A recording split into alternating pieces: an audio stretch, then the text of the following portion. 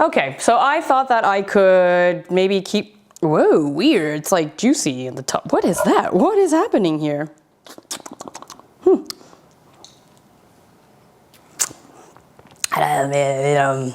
Not a good idea. That just sucked the moisture out of my mouth.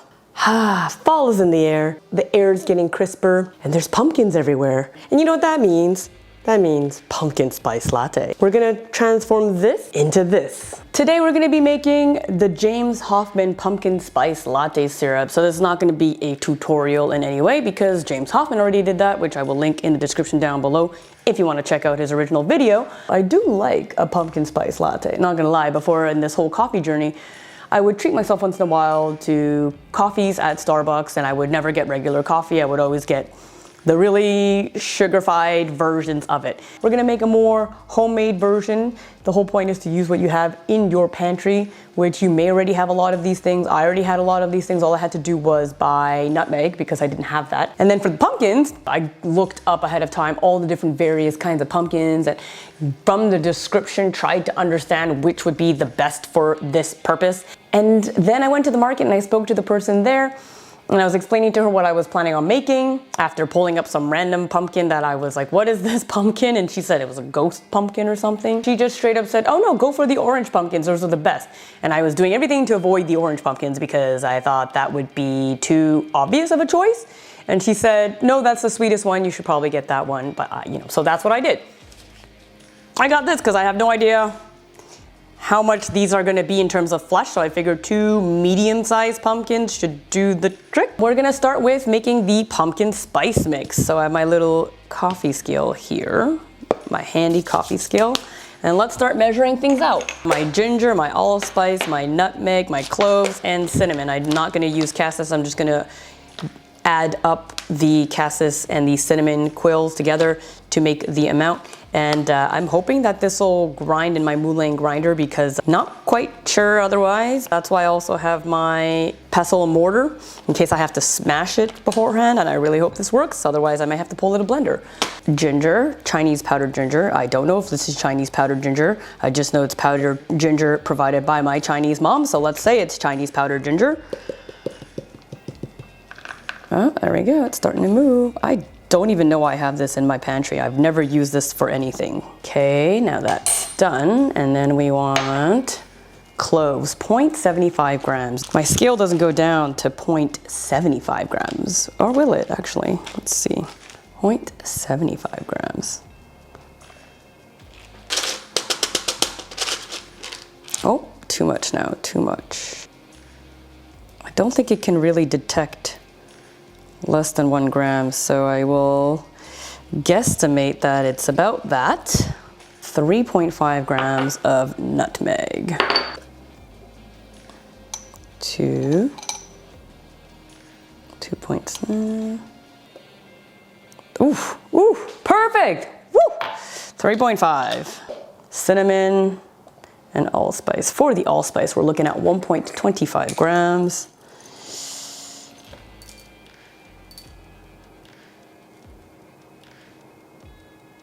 Okay, for the cinnamon, we are looking at 15 grams. No surprise there that the cinnamon is the strongest flavor.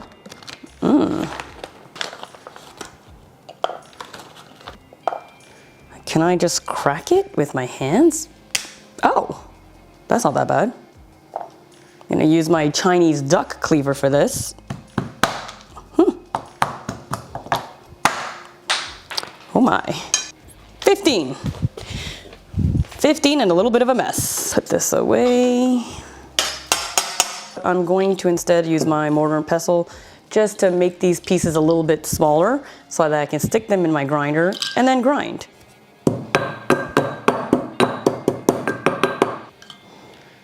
Ooh, that's satisfying. We're gonna just put all of this in here. Okay, and now we grind. How long is this gonna take? Oh, this is difficult. That cinnamon. There we go, we're getting somewhere. Just put some elbow grease in it.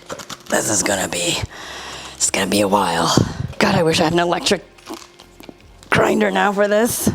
Really nice grind though, very fine. Oh my God, I am breaking a sweat. Is it working? Absolutely, absolutely. Beautiful powder, very, very fine. I could probably go up a little bit, but is it exhausting? Yes. Smells great though. I'm gonna try and use a food processor to see if this helps in any way, even if it's a little bit, and then I finish off with this. But let me tell you, my forearms, they're a little bit tired. It's been like 3 minutes of hard grinding here. Wait, this is way harder than peppercorns. So let's see what happens with the food processor. Just to clarify, it is not the cloves and the allspice that are causing difficulty, because I have grinded those in here without any issues, but it's that 15 grams of cinnamon bark that is a little bit difficult.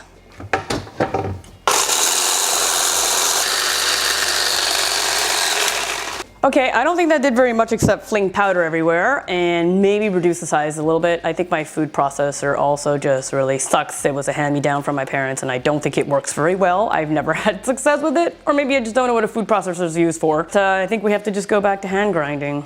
Also, the little food processor just straight up broke because some cinnamon bark got stuck in the blades and just caused things to force and break. So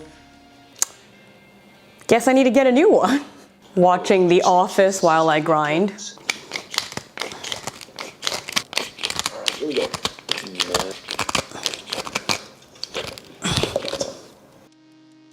Oh my God, I'm at the end. I would suggest you have an electric grinder, or if you don't, get everything pre-ground. It won't be as fresh, but honestly, cinnamon still smells great when it's a bit old. It doesn't really matter. This has been difficult, and it would have been worse if I didn't have a heavy-duty grinder. Whew, I am literally breaking a sweat here. To cut and peel, weigh out the pumpkins, and we're going to get 500 grams of pumpkin meat so that we can extract about 250 grams of juice. I really hope that this is not going to be difficult either. I think that'll be a lot easier than what I just went through, but you know what? We don't know.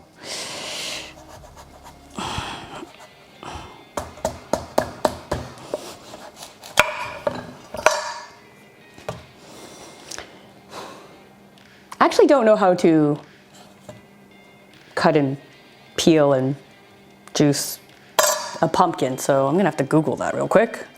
And you're gonna need. Oh my God, that one's a power tool. Let's not do a power tool. Now I've got some stability. I'm not gonna cut myself. I wanted to try to keep this as a cute little bowl to drink out of, but honestly, it's more trouble than it's worth. So I'm going to just do what I have to in order to get pumpkin flesh, because that is the point. Let's not be an overachiever. Do things safe. So they said make a little flat bottom and then peel it. Oh God, I don't like this. I don't like this at all. Oh my God. Okay. And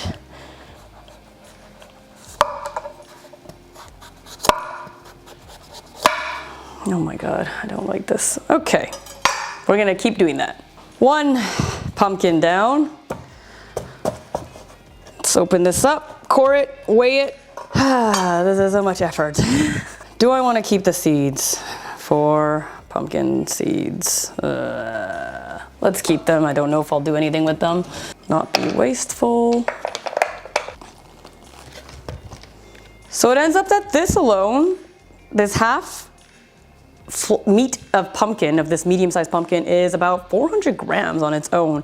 It's actually 389 grams. One medium-sized pumpkin is pretty much what we're gonna need in this case. I have this melon cutter I never use, and it's perfect for coring out the pumpkin, cleaning up all the stringy bits. I don't think I need those. I was using a knife and a spoon, that works too. But this works way better. 853 grams. Let's take 500, see if that brings us to a 1-to-2 ratio like he was saying approximately, so maybe 250 grams of juice, and I guess the rest I'll keep for some sort of soup or something. I've never made pumpkin soup, but I guess I will have now. This is just over 500 grams. We're going to cut it up into smaller pieces and then juice it. I've also never used a juicer before, so this will be a first time. I think I have to cut this into smaller bits and then juice. Juice, juice, juice. Okay, I have no idea how this works, but we're gonna try. There's different levels here. I have no idea what this means. It's not indicated. Oh, pulsating. Do I want it to go fast? I don't know. Oh, I don't know. Oh boy. Oh wow. Oh my. Ooh, that's cool.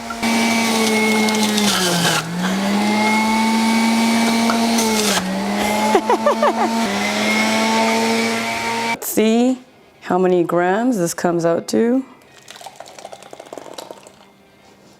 Whoa, almost 250. We have 30 grams left to go. So the 1-to-2 ratio is pretty close in my case.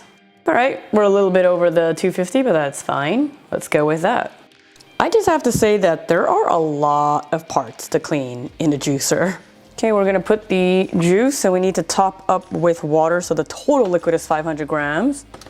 It's a little bit extra water, so that this should be about 500 grams of liquid total. We're gonna add our pumpkin spice mix, 500 grams of demerara sugar. That's a lot of sugar. I mean, it is a syrup after all.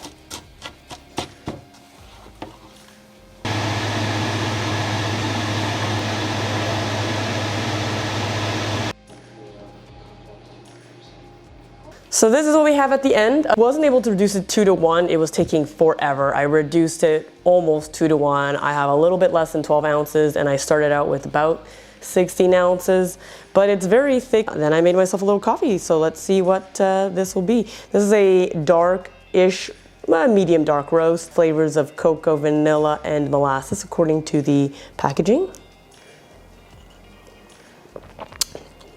Ooh. Oh. It's nice, it's subtle. It may be that I didn't mix it enough. Let me see if I mix it, if it makes a difference. Doing my latte art. I put about 5 grams of my syrup. It's nice. It's really more of a subtle flavor. James Hoffmann was saying rounder. It's definitely like a deeper, smoother pumpkin. It's kind of like a more medium note than a high note, and it kind of is more subtle, but it stays and lingers because it's not so artificial. Well, it's not really, it's not artificial, you made it yourself. I would say it doesn't really give me the same kick as the pumpkin spice latte from Starbucks, but that could also be due to not putting that much sugar. If I put more, probably might get that same kick, but also I really like it, and there's a satisfaction that I made it myself. Also, I didn't reduce the 2-to-1, so it could be many factors. I didn't make the whipped cream either, because I don't usually take the whipped cream anyway at Starbucks if I were to drink that from Starbucks. So that's it for me. I would be so curious to know if anybody else has tried this. I mean, I know Morgan Drinks Coffee made this as well. There's a lot of people watch James Hoffmann videos, but I'm curious to know if anybody actually has decided to make their own. It wasn't that hard, especially when you have the right tools. I don't feel like this is something that I would repeat every year. It was really fun doing it this one time though, and I'm gonna enjoy it very much. Please like the video, comment below, let me know your thoughts, share the video, subscribe if you haven't already. I'm all about optimizing life through product reviews, how-to tutorials. I like making videos about coffee as well. And I'll see you in the next video. Bye.